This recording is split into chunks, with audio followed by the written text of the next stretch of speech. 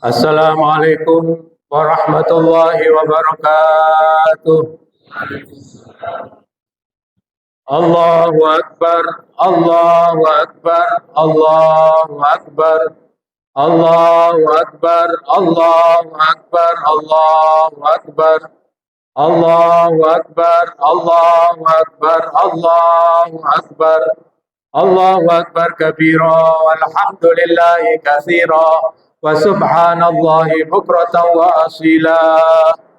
Alhamdulillahil qawi sultanuh, al-wadi burhanuh, al-mabsuti fil wujudi karamuhu wa ihsanuh, ta'ala majduhu wa aduma syanuh, khalaqal khalqa li hikmah wa tawa alaiha ilma, wa basata lahum min faidil minnati ma jarat bihi fi aqdaril qismah, wassalatu wassalamu ala nabiyir rahmah وعلى آله وصحبه ومن تبعهم إلى يوم القيامة. أشهد أن لا إله إلا الله وحده لا شريك له وأشهد أن سيدنا محمدا عبده ورسوله لا نبي بعده.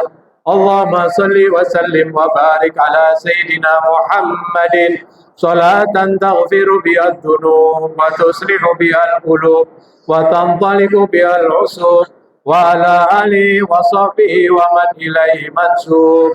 قال الله تعالى في كتابه الكريم إنا أعطيناك الكوثر فصل لربك وانحر إن شانئك هو الأبتر. Jamaah salat Idul Adha rahimakumullah. Bersyukur kita kepada Allah Subhanahu wa taala karena sampai dengan hari ini, detik ini, kita masih diberi sehat, afiat, diberi kesempatan yang baik oleh Allah Subhanahu wa taala bisa hadir di masjid ini untuk melaksanakan salat Idul Adha berjamaah. Salawat dan salam selalu kita aturkan kepada junjungan baginda kita Nabi Muhammad sallallahu alaihi wasallam sebagai wujud syukur kita kepada Allah Subhanahu wa taala karena kita sudah dipilih oleh Allah Subhanahu wa taala menjadi umat dari baginda Nabi Muhammad sallallahu alaihi wasallam yang oleh Allah sendiri dikatakan di dalam Al-Qur'an, kuntum khairu ummatin. Kalian adalah sebaik-baik umat yang dimunculkan oleh Allah Subhanahu wa taala di muka bumi ini. Dari mulai Nabi Adam sampai kiamat, kita ini adalah umat pilihan Allah Subhanahu wa taala. Bersyukur kita kepada Allah Subhanahu wa taala tanpa mendaftar, tahu-tahu kita dipilih oleh Allah Subhanahu wa taala menjadi umat yang terbaik dari nabi yang terbaik, yaitu umat baginda Nabi Muhammad sallallahu alaihi wasallam. Oleh sebab itu patutlah kita selalu bersolawat kepada baginda Nabi Muhammad sallallahu alaihi wasallam. Allahu Akbar, Allahu Akbar, Allahu Akbar, walillahil hamd. Jamaah rahimakumullah, saat ini umat Islam sedang melaksanakan 3 perkara, yaitu yang pertama, yang mampu saat ini sedang mengerjakan ibadah haji di tanah suci, sedangkan yang lain seperti kita sedang ini.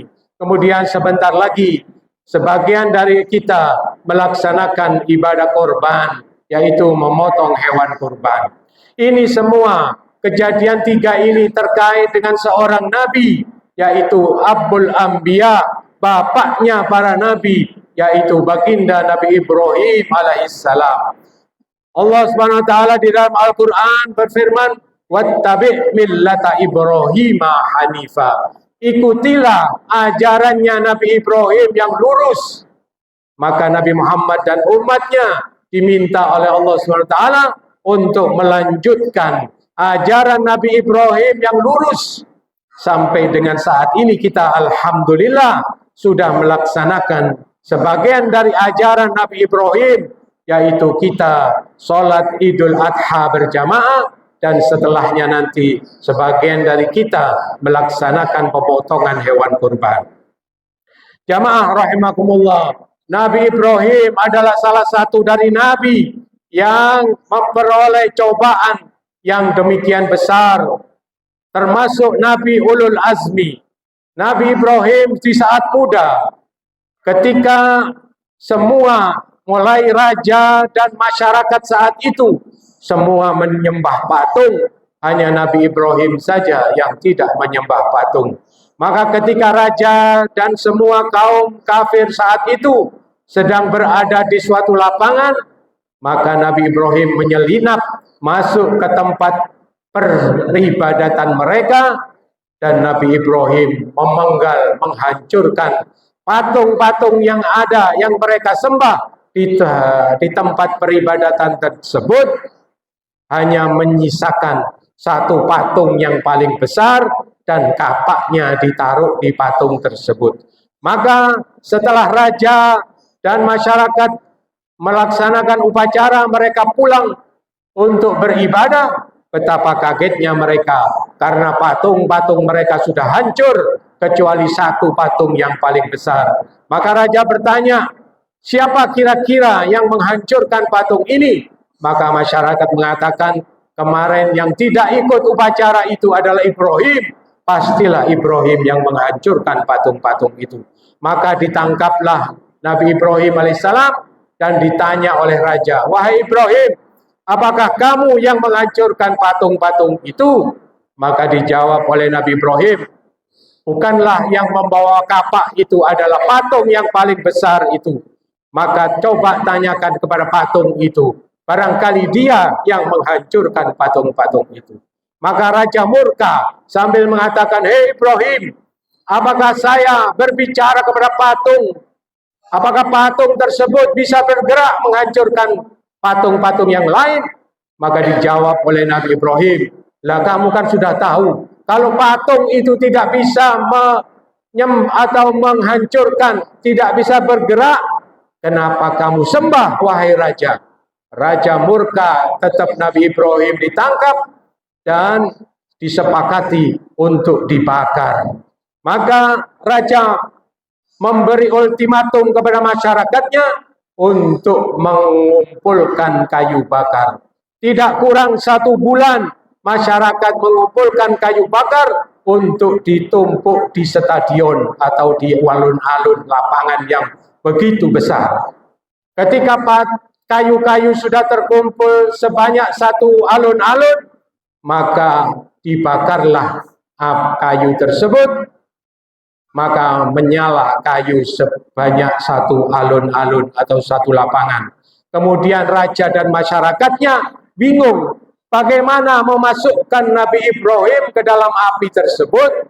Maka setan berubah wujud menjadi manusia, membisiki kepada raja, wahai raja, bikinlah 1 ketapel yang besar, nanti Nabi Ibrahim ditaruh di ketapel itu, ditarik, dilepas, maka dia akan jatuh di tengah-tengah alun-alun itu. Maka dibuatlah ketapel yang sangat besar. Ketika jadi, maka Nabi Ibrahim ditaruh di ketapel tersebut, dilempar ke tengah-tengah api. Apakah terbakar Nabi Ibrahim? Tidak. Itulah kuasanya Allah SWT. Allah berfirman kepada api, ya narukuni bardan wasalaman ala Ibrahim. Ya api, katanya Allah, jadilah kamu dingin dan selamat buat Ibrahim. Kalau Allah tidak mengatakan selamat, insya Allah Nabi Ibrahim akan mati kedinginan. Karena dinginnya api itu seperti AC kalau saat ini. Nabi Ibrahim keluar dari api tidak kepanasan, bahkan kedinginan. Suatu saat Nabi Ibrahim ditanya oleh umatnya, wahai Ibrahim, kapan saat-saatmu yang paling indah, yang paling baik? Kemudian dijawab oleh Nabi Ibrahim, saat aku di dalam api. Aku merasa kedinginan, seolah-olah aku berada di ruang yang penuh dengan es. Itulah mukjizatnya Allah untuk Nabi Ibrahim alaihissalam. Karena Nabi Ibrahim tidak mempan dibakar, maka diusir oleh rajanya. Pindahlah Nabi Ibrahim dari Babilonia yang sekarang disebut Irak menuju Palestina, sambil membawa istrinya Siti Sarah. Siti Sarah itu adalah seorang wanita yang sangat cantik rupawan. Nabi Ibrahim hidup di Palestina, beliau memelihara kambing. Maka Nabi biasanya juga, Nabi Muhammad juga beternak kambing atau ngangon kambing. Nabi Ibrahim demikian. Maka ketika datang perintah dari Allah untuk berkorban, maka Nabi Ibrahim tidak tanggung-tanggung. Korbannya 2000 ekor kambing, 10 ekor unta, dan beberapa ekor sapi. Sehingga korbannya Nabi Ibrahim ini membuat decak kagum masyarakat saat itu. Tidak hanya masyarakat, malaikat di langit pun detak kagum kepada Nabi Ibrahim alaihissalam. Hingga seorang malaikat mohon izin kepada Allah SWT untuk bisa turun ke dunia bertemu Nabi Ibrahim alaihissalam. Maka malaikat tersebut diizinkan oleh Allah untuk turun bertemu dengan Nabi Ibrahim alaihissalam. Malaikat itu berupa manusia bertemu dengan Nabi Ibrahim alaihissalam, maka bertanya, wahai Ibrahim, engkau seorang hamba Allah yang sangat taat kepada Allah SWT. Bayangkan engkau korban 2000 ekor kambing, 10 ekor unta, dan beberapa ekor sapi. Bagaimana kamu cek dermawannya? Maka Nabi Ibrahim entah takdir, entah keperucut, ngomong kepada malaikat tersebut, wahai manusia yang bertanya kepada saya, jangankan kambing 2000. Kalau saya diberi anak oleh Allah Subhanahu wa Ta'ala dan aku disuruh mengorbankan anakku, maka akan aku korbankan untuk Allah Subhanahu wa Ta'ala. Ucapan ini oleh Allah disebut sebagai nadar. Saat itu sudah 86 tahun Nabi Ibrahim berkeluarga, tidak dikaruniai seorang putra pun. Tapi Nabi Ibrahim tidak lelah untuk selalu berdoa kepada Allah Subhanahu wa Ta'ala. Apa doanya? Rabbi habli minas solihin. Ya Allah, berilah saya keturunan yang soleh-soleh. Doa ini akhirnya terkabul. Bagaimana terkabulnya? Suatu hari Nabi Ibrahim beserta istrinya berencana pergi dari Palestina menuju Mesir. Di Mesir itu raja yang berkuasa suka mengambil istrinya orang. Maka Nabi Ibrahim dan Siti Sarah sudah janjian. Wahai istriku Sarah, nanti kalau raja tanya, jangan bilang saya ini suamimu. Bilang saya ini saudaramu. Inilah katanya Nabi Ibrahim, dusta saya pertama kali. Tapi bukan dusta, karena dia, Siti Sarah itu adalah saudara seiman dengan Nabi Ibrahim alaihissalam. Kenapa dibilang saudaranya? Kalau dibilang suaminya, oleh raja langsung dibunuh suami tersebut, istrinya diambil. Tapi kalau dibilang ini adalah saudaranya, maka dianggap oleh raja ini iparnya, maka dihormati. Maka ketika masuk Mesir, mata-mata raja melihat kecantikan Siti Sarah, lapor kepada raja, "Hai raja, ada cewek cantik." Maka tangkap, katanya raja. Ditangkaplah Nabi Ibrahim dan Siti Sarah. Siti Sarah dibawa ke istana. Maka ditanya oleh raja, "Hei Ibrahim, siapa ini?" "Saudara saya." "Hei Sarah, siapa ini?" "Saudara saya."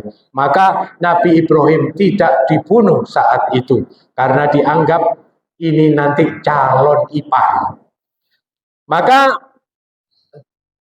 melihat kecantikan Siti Sarah, raja tidak kuat, ingin memegang Siti Sarah. Tapi Siti Sarah berdoa kepada Allah SWT, "Ya Allah, jauhkanlah aku dari gangguan raja ini."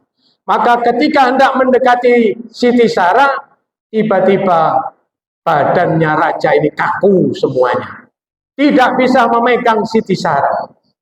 Maka dia meminta raja ini kepada Siti Sarah, "Hei Sarah, kenapa saya ini?" "Iya, saya berdoa kepada Allah SWT dari gangguanmu. Tolong mintakan kepada Tuhanmu agar aku bisa bergerak lagi dan aku berjanji tidak akan memegang kamu lagi. Maka Siti Sarah berdoa kepada Allah, maka kembalilah raja itu normal, tangannya bisa bergerak kembali. Lah kok rajanya belum puas. Maka berusaha lagi memegang Siti Sarah.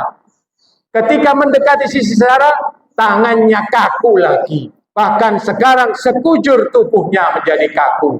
Maka raja bertaubat, ya sudah, saya tidak akan ganggu kamu lagi. Tolong mintakan kepada Tuhanmu agar aku bisa bergerak kembali. Maka berdoalah Siti Sarah dan dikabulkan oleh Allah, raja tersebut bisa bergerak kembali. Maka dibebaskanlah Nabi Ibrahim dan Siti Sarah tersebut sambil diberi hadiah oleh raja itu, yaitu seorang wanita. Ada yang mengatakan itu putrinya raja tersebut, ada yang mengatakan itu budaknya, tapi Siti Hajar demikian cantik, banyak yang mengatakan itu adalah putri dari raja tersebut. Maka diberikanlah Siti Hajar kepada Siti Sarah sebagai hadiah kepada beliau. Maka pulanglah Nabi Ibrahim, Siti Sarah dan Siti Hajar. Kemudian oleh Siti Sarah, Nabi Ibrahim diminta untuk mengawini Siti Hajar. Tidak berselang lama, maka hamillah Siti Hajar. Sebagai seorang wanita, tentu Siti Sarah merasa cemburu sekali. Bagaimana tidak, dia sudah berumah tangga demikian lama dengan Nabi Ibrahim, tapi dia belum hamil juga. Ini Siti Hajar baru menikah dengan Nabi Ibrahim, tahu-tahu sudah hamil. Maka ketika lahir, Siti Sarah memohon kepada Nabi Ibrahim agar memisahkan beliau dengan Siti Hajar. Maka dibawalah Siti Hajar dan anak bayi yang baru lahir oleh Nabi Ibrahim dari Palestina, diajak menuju Mekah. Bayi yang baru lahir ini ketika sampai di Mekah, Siti Hajar dan Ismail langsung ditinggal oleh Nabi Ibrahim alaihissalam. Diturunkan Siti Hajar dan Ismail. Kemudian Nabi Ibrahim tetap berjalan di atas untanya.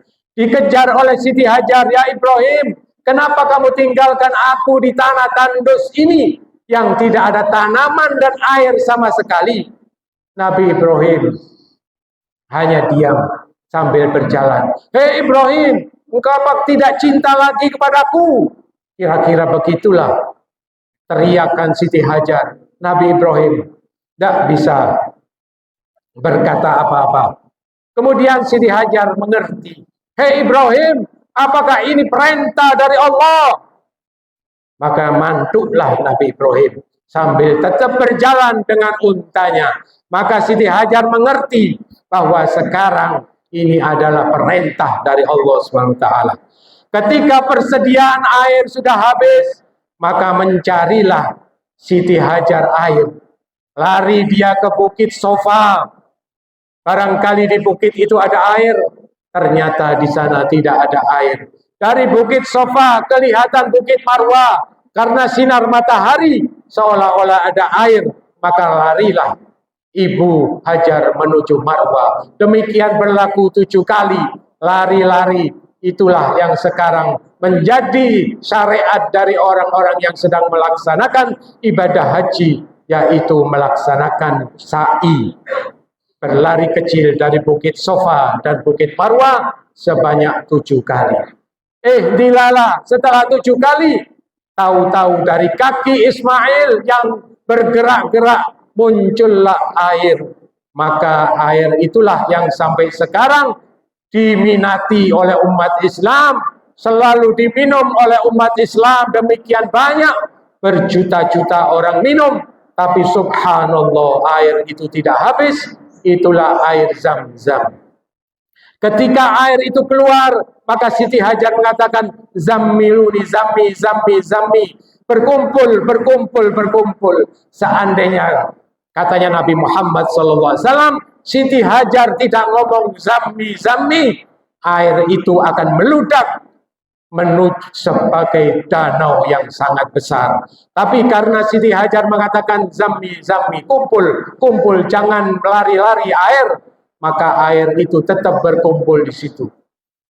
Ketika sudah ada air, maka burung-burung mendekati berbau air burung tersebut, maka burung itu mulai datang ke situ. Maka ada rombongan khalifah yang akan menuju ke Mesir dari Yaman, melihat ada burung-burung yang berterbangan, wah, menandakan bahwa di situ di bawahnya ada air.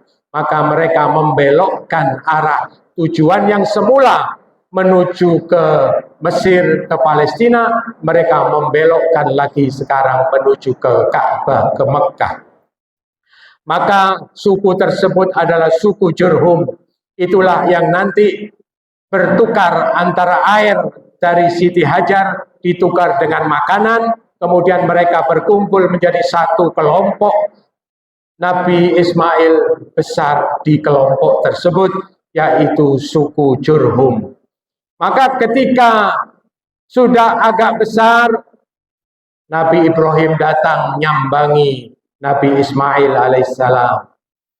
Nabi Ismail sudah bisa diajak bercengkrama, sudah bisa diajak membantu orang tuanya.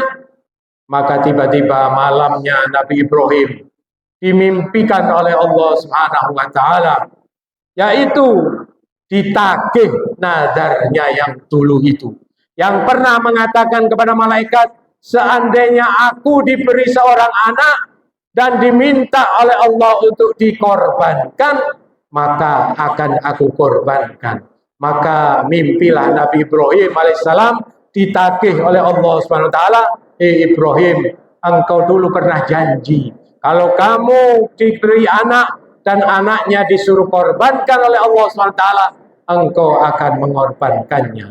Maka Nabi Ibrahim setelah bermimpi selama 2-3 hari, maka beliau menyampaikan mimpinya tersebut kepada putranya Nabi Ismail alaihissalam. Nabi Ismail dari doanya Nabi Ibrahim minta anak yang soleh, diberi oleh Allah. Tidak hanya soleh, tapi anak yang halim. Wa basyarnahu bihulamin halim. Halim ini adalah di atasnya soleh. Kalau soleh itu manut, kalau halim ini membantu. Sudah tahu dirinya akan dikorbankan oleh orang tuanya, dia tidak menolak, malah membantu bapaknya. Nabi Ibrahim bertanya kepada Nabi Ismail, wahai anakku, tadi malam aku bermimpi untuk menyembelih dirimu. Bagaimana pendapatmu? Sebagai anak yang halim, membantu kepada abahnya. Ya abatis al-ma tu'mar. Hei ayahku, kerjakan apa yang diperintahkan kepadamu. Satajiduni insyaallah minas sabirin. Engkau insyaallah akan mendapati saya dalam keadaan sabar. Jadi yang halim ini yang membantu. Sudah tahu dia mau disembelih oleh ayahnya, dia tidak menolak, dia tidak mengingkari, malah membantu abahnya. Wahai abahku, kerjakan apa yang jadi perintahnya Allah. Satajiduni insyaallah minas sabirin. Insyaallah engkau akan mendapati aku dalam keadaan sabar. Kemudian bantuannya tidak hanya itu. Wahai ayahku, tolong diikat saya supaya nanti tidak berontak. Dan tengkurapkan saya supaya kamu tidak melihat saya, kemudian kamu tidak teko. Itulah seorang anak yang tidak hanya soleh, tapi juga halim, membantu orang tuanya melaksanakan perintah Allah Subhanahu wa ta'ala. Maka dilaksanakanlah pemotongan Nabi Ismail oleh Nabi Ibrahim, tapi yang terjadi tidak mempan. Pisau yang digunakan oleh Nabi Ibrahim tidak mempan. Nabi Ibrahim tidak percaya, dipukulkan ke batu, batunya pecah. Kemudian dibaleni lagi, dipotongkan lagi kepada Nabi Ismail. Tiba-tiba berubahlah Nabi Ismail menjadi seekor domba yang sangat besar, di mana domba itu adalah domba ketika anak-anak Nabi Adam alaihissalam, Qabil dan Habil, sedang berebut istri. Seperti diketahui, Nabi Adam beristri Siti Hawa. Siti Hawa ini kalau melahirkan pasti dua, laki perempuan. Lahir laki perempuan. Maka aturannya Allah, anak laki yang pertama harus kawin adiknya silang. Adiknya yang kedua. Yang adik yang kedua laki harus kawin kakaknya perempuan. Tapi Qabil pasangannya cantik sekali. Sedang Habil adiknya pasangannya tidak secantik pasangannya Qabil. Maka si Habil si adik tidak terima. Dia minta untuk dikawinkan dengan saudara kembarnya. Maka tidak boleh sesuai aturan Allah saat itu, maka saudara harus kawin silang. Maka keduanya diminta untuk berkorban. Si Qabil seorang peternak, dia seorang yang soleh, dia memilih domba yang sangat baik untuk dikorbankan, ditaruh di tengah lapangan. Sedang si Habil petani, dia mencari sayur-sayur yang busuk, kemudian dikorbankannya. Ditunggulah api dari langit, mana-mana yang diambil oleh api itu, artinya itu korban yang diterima oleh Allah SWT. Maka ketika api itu mengambil si kambing yang sangat besar tadi, maka kecewalah si Habil. Akhirnya si Habil membunuh si Qabil. Itulah pembunuhan pertama di dalam aturan atau manusia. Maka setiap ada pembunuhan di dunia ini, maka si Qabil akan mendapatkan dosa karena dia yang memulai sesuatu pembunuhan. Lah kambing si Qabil inilah yang digantikan oleh Allah SWT kepada Nabi Ismail alaihissalam, sehingga yang dipotong tidak lagi Nabi Ismail, sekarang yang dipotong adalah hewan korban yang dari si Qabil tadi. Demikianlah itulah cerita mengenai Nabi Ibrahim dan keluarganya, dan ajaran Nabi Ibrahim ini diteruskan oleh baginda Nabi Muhammad SAW kepada kita. Amin ya rabbal alamin. Mudah-mudahan kita bisa melaksanakan apa-apa yang telah dikerjakan oleh Nabi Ibrahim dan diteruskan oleh Nabi Muhammad SAW, dan mudah-mudahan kita bisa melaksanakan ibadah haji yang merupakan juga ajarannya Nabi Ibrahim alaihissalam bagi saudara-saudara kita yang sekarang ini sedang melaksanakan ibadah haji. Mudah-mudahan diberi sehat, afiat oleh Allah SWT, bisa melaksanakan semua ibadah dengan baik dan sempurna. Pulangnya mudah-mudahan menjadi haji yang mabrur, dan kita-kita yang belum bisa mudah-mudahan segera dipanggil oleh Allah SWT untuk bisa melaksanakan ibadah haji. Amin ya rabbal alamin. Demikian pidato singkat dari saya, mudah-mudahan bermanfaat bagi kita semua. Barakallahu li wa lakum bil Qur'anil azim wa nafa'ani wa iyyakum minal ayati wa dzikril hakim wa taqabbala minni wa minkum tilawatahu innahu huwal ghafurur rahim.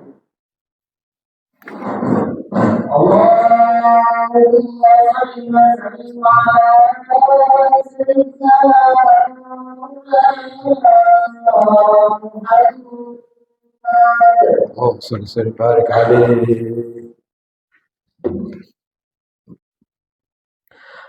Allahu Akbar, Allahu Akbar, Allahu Akbar, Allahu Akbar, Allahu Akbar, Allahu Akbar, Allahu Akbar. Alhamdulillah hamdan kama amar. Wa asyhadu an la ilaha illallah wahdahu la syarika lah, irghaman liman jahada bihi wa kafar. Wa asyhadu anna sayyidana Muhammadan abduhu wa rasuluh, sayyidul insi wal bashar. Allahumma salli wa sallim wa barik ala sayyidina Muhammadin wa ala alihi wa sahbihi mattasalat ainum binadhar wa udhunum bi khabar. Amma ba'du fa ya ayuhan nas ittaqullaha ta'ala wa darul fawahisha ma dhahara minha wa ma batan wa hafidhu ala ta'ah wa huduril salatul idil adha wa alamu anna Allah amarakum bi amrin bada fi bi nafsihi wa thanna bi malaikati qudsi فقال تعالى ولم يزل قائلا عليما إن الله ملائكته يصلون على النبي يا أيها الذين آمنوا صلوا عليه وسلموا تسليما اللهم صل وسلم وبارك على سيدنا محمد وعلى آل سيدنا محمد كما صليت على سيدنا إبراهيم وعلى آل سيدنا إبراهيم وبارك على سيدنا محمد وعلى آل سيدنا محمد كما باركت على سيدنا إبراهيم وعلى آل سيدنا إبراهيم في العالمين إنك حميد مجيد اللهم وارض عن الخلفاء الراشدين الذين قضوا بالحق وكانوا به يعدلون سيدنا أبي بكر وعمر وعثمان وعلي وعن الستة المتممين للعشر الكرام وعن سائر أصحاب نبيك أجمعين وعن التابعين وتابع التابعين ومن تبعهم بإحسان إلى يوم الدين آمين اللهم لا تجعل أحد منهم في عنقنا ظلاما ونجنا بحبه من أهوال يوم القيامة اللهم أعز الإسلام والمسلمين وأهلك الكفرة والمشركين وأهل كلمتك إلى يوم الدين اللهم آمنا في دورنا وأصلح ولاة أمورنا واجعل اللهم ولايتنا في من خافك واتقاه اللهم اغفر للمسلمين والمسلمات والمؤمنين والمؤمنات الأحياء منهم والأموات برحمتك يا واهب العطيات اللهم ادفع عنا الغلاء والوباء والربا والزنا والزلازل والمحن وسوء الفتن ما ظهر منها وما بطن عن بلدنا إندونيسيا هذه خاصة وعن سائر البلاد المسلمين عامة يا رب العالمين ربنا آتنا في الدنيا حسنة وفي الآخرة حسنة وقنا عذاب النار عباد الله إن الله يأمر بالعدل والإحسان وإيتاء ذي القربى وينهى عن الفحشاء والمنكر والبغي يعظكم لعلكم تذكرون واذكروا الله العظيم يذكركم واشكروا على نعمه يزدكم واسألوا من فضل يأتكم ولذكر الله عز وجل وأكبر الله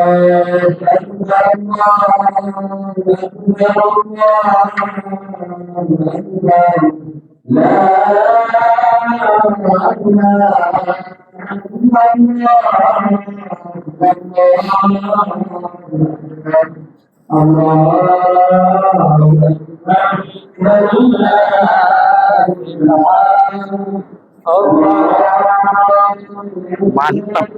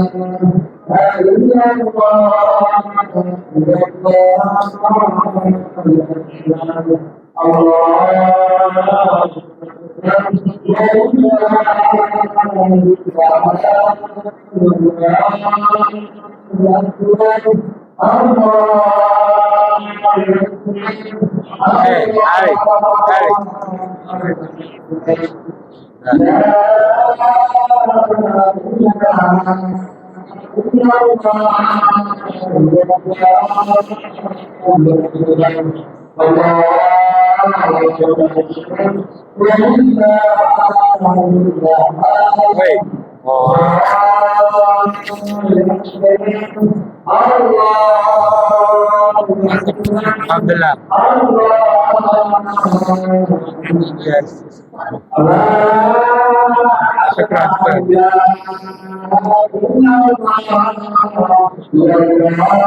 Yes.